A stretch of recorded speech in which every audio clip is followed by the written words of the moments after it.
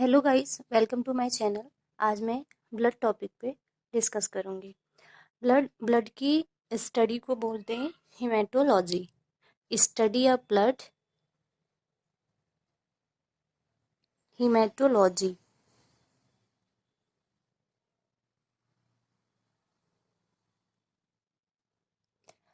और blood formation की process को हीमोपोइसिस बोलते हैं। और ब्लड का फॉर्मेशन जो है बोन मैरो में होता है। Process of blood formation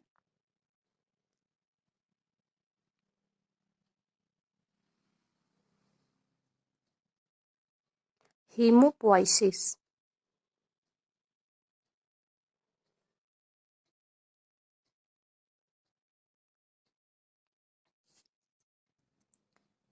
blood का कलर जो है वो रेड कलर होता है। पीएच ब्लड का 7.4 होता है। इसे हम स्लाइटली अल्कलाइन भी बोल सकते हैं। जो पीएच, यदि पीएच जो है 7 से लेस है तो पीएच एसिडिक होता है। यदि 7 से ग्रेटर है या 7 टू 14 के बीच में पीएच है तो वो पीएच बेसिक या अल्कलाइन होता है। यदि पीएच 7 है तो पीएच न्यूट्रल होता है।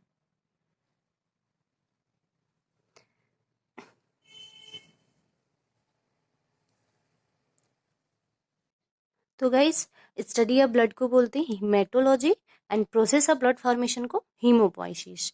और पीएच जो होता है ब्लड का 7.4, या इसे स्लाइटली अल्कलाइन भी बोल सकते हैं, क्योंकि ये 7 से थोड़ा ही ज्यादा है, इसलिए ये स्लाइटली बेसिक होगा। और जो वॉल्यूम होता है ब्लड का, वॉल्यूम मेल में 6 टू 7 लीटर होता है। सॉरी, 5 टू 6 लीटर होता है। और फीमेल में ब्लड का वॉल्यूम 4 टू 5 लीटर होता है। अब हम देखेंगे composition of blood.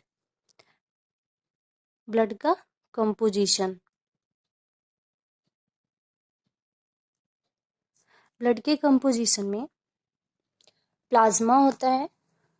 Plasma blood में होता है जो कि 45% होता है। और ब्लड कार्पेशल्स होते हैं जो कि 45%, सॉरी, प्लाज्मा 55% होता है। अब हम देखेंगे प्लाज्मा। प्लाज्मा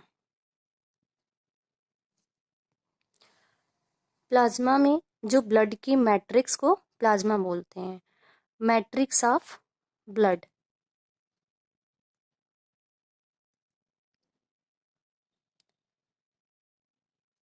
और इनका कलर जो होता है पेल येलो कलर होता है।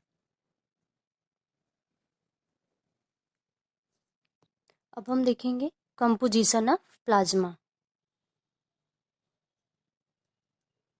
प्लाज्मा का कंपोजिशन, जिसमें वाटर होता है 90 टू 92%। Water 90 to 92%। जिसमें प्रोटीन्स होते हैं 6 टू 7%।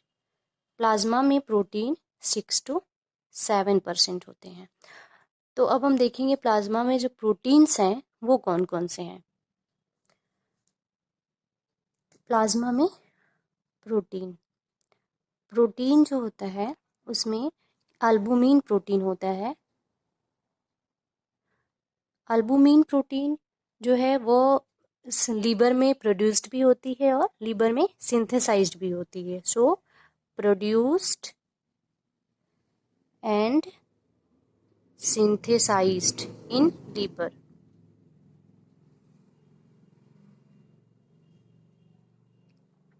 और ये स्मॉलेस्ट प्लाज्मा प्रोटीन है। जो अल्बुमिन प्रोटीन है वह स्मॉलेस्ट प्लाज्मा प्रोटीन है। सबसे छोटी प्लाज्मा प्रोटीन जो होती है अल्बुमिन ही होती है। Smallest plasma protein. जो सेकेंड प्रोटीन है वो है ग्लोब्यूलिन प्रोटीन।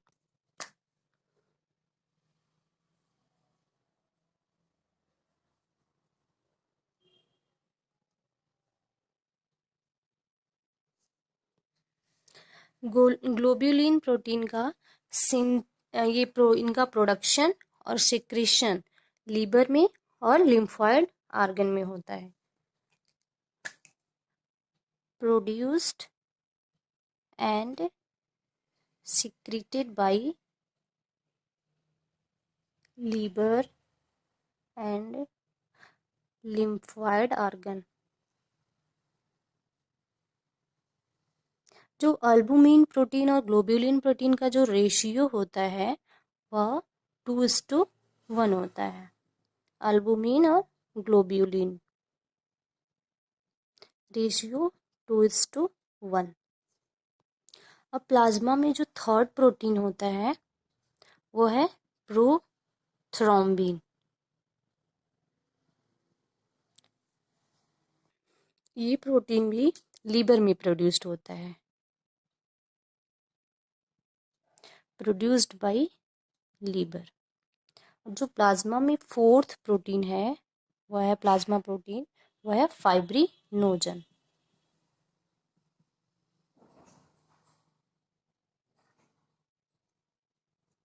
ये भी लीवर में प्रोड्यूस्ड होता है, प्रोड्यूस्ड बाय लीवर।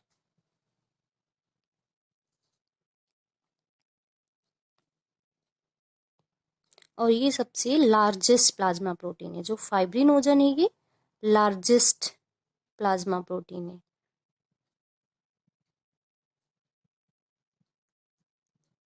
और ये हेल्प करता है ब्लड क्लॉटिंग में, हेल्प इन ब्लड क्लॉटिंग।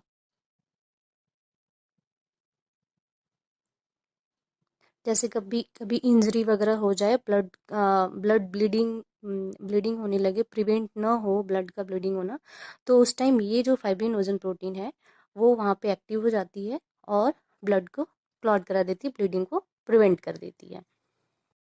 हम देखे थे ब्लड का कंपोजिशन जो था उसमें प्लाज्मा था, प्लाज्मा और ब्लड कार्पेसल्स थे। प्लाज्मा का जो कंट्रीब्यूशन था ब्लड में वो 55% था और जो ब्लड कार्पेसल्स का कंट्रीब्यूशन था वो 45% था।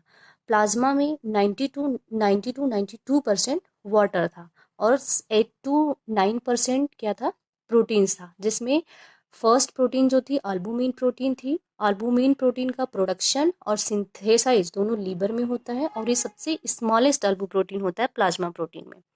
और जो सेकेंड प्रोटीन थी वो ग्लोब्यूलिन प्रोटीन थी, जिनका सिक्रीशन और प्रोडक्शन लीवर में भी हो सकता है और लिम्फॉइड ऑर्गन में हो सकता है। और ये जो थर्ड प्रोटीन थी प्रोथ्रोम्बिन प्रोटीन थी। प्रोथ्रोम्बिन प्रोटीन का प्रोडक्शन लीवर में होता है। और जो फोर्थ प्रोटीन है फाइब्रिनोजन, जिनका प्रोडक्शन लीवर में होता है और ये सबसे लार्जेस्ट प्लाज्मा प्रोटीन है फाइब्रिनोजन, और ये ब्लड क्लॉटिंग में हेल्प करती है। अब हम देखेंगे ब्लड कॉर्पेशल्स की कौन कौन से ब्लड कॉर्पेशल्स हैं। Blood cells, blood corpuscles blood cells होते हैं। Blood कॉर्पेशल्स,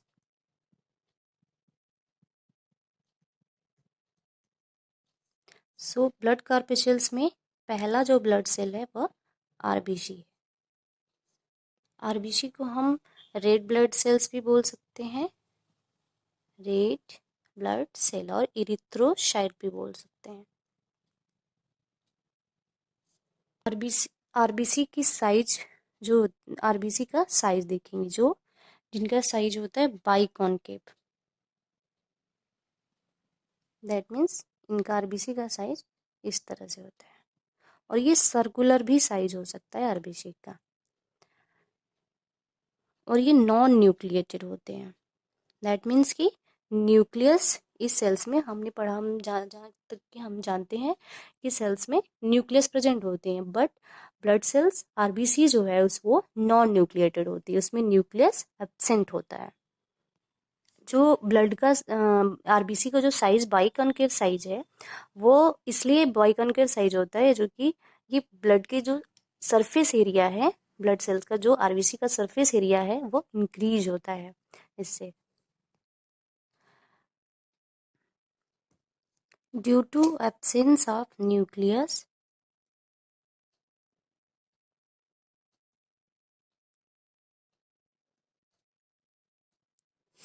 and presence of biconcave shape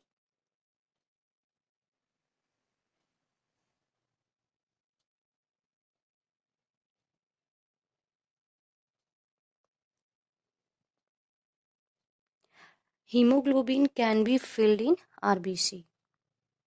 Hemoglobin can be filled in RBC.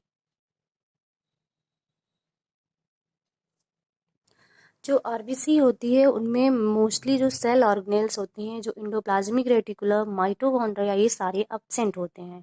ये सारे एब्सेंट इसलिए होते हैं ताकि जो आरबीसी में हीमोग्लोबिन है वो ज़्यादा से ज़्यादा ऑक्सीजन को, वो उनका काम होता है ऑक्सीजन को कैरी करना, तो वो ऑक्सीजन को कैरी कर सके। उन आरबीसी का इसके अलावा काम नहीं होता, इसलिए उस सेल्स में इस mitochondria, Golgi body, endoplasmic reticulum, जो मोस्टली सेल ऑर्गेनेल्स होते हैं वो एब्सेंट होते हैं, और नॉन न्यूक्लिएटेड सेल्स भी होता है ये cell organelle absent.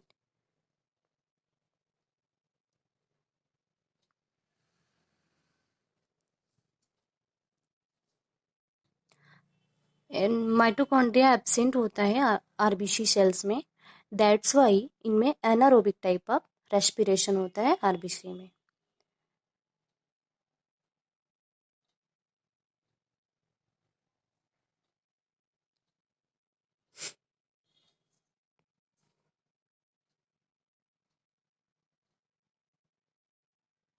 Anaerobic type of respiration takes place.